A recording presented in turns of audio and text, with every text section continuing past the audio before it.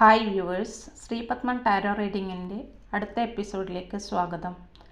എൻ്റെ വ്യൂവേഴ്സിന് എല്ലാ നന്മകളും വരട്ടെ എന്ന് ആത്മാർത്ഥമായി പ്രാർത്ഥിച്ചുകൊണ്ട് ഇന്നത്തെ റീഡിംഗ് എടുക്കാം. എൻ്റെ റീഡിംഗ് ഇഷ്ടമായെങ്കിൽ ചാനൽ സബ്സ്ക്രൈബ് ചെയ്ത് ലൈക്ക് ചെയ്യാനും കമൻറ്റ് ചെയ്യാനും മടി കാണിക്കരുത്. ഇന്നത്തെ റീഡിംഗ് എൻ്റെ വ്യൂവേഴ്സിൻ്റെ കറൻറ്റ് എനർജി എന്താണ് എന്നുള്ളതിനുള്ള കാർഡാണ് എടുത്തിരിക്കുന്നത്. 2 പൈൽ വെച്ചിട്ടുണ്ട്.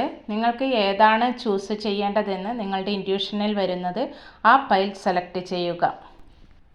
പൈൽ സെലക്ട് ചെയ്തെന്ന് വിശ്വസിക്കുന്നു.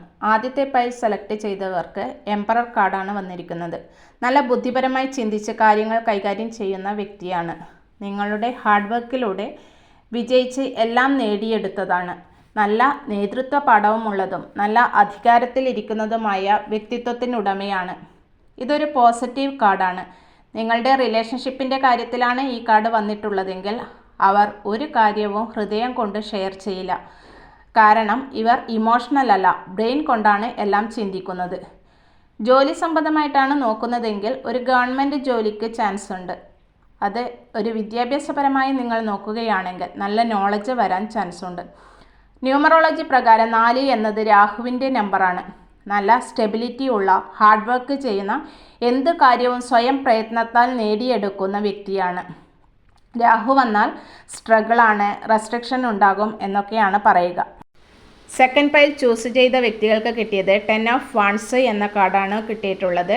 10 ഓഫ് വാൺസ് എന്ന് പറയുന്നത് ഒരു ഫയർ എലമെൻ്റ് ആണ്. അതിനകത്ത് വരുന്നത് ഏരീസ്, ലിയോ, സാജിറ്റേറിയസ്, അതായത് മേടം, ചിങ്ങം, ധനു ഇതാണ് വന്നിട്ടുള്ളത്.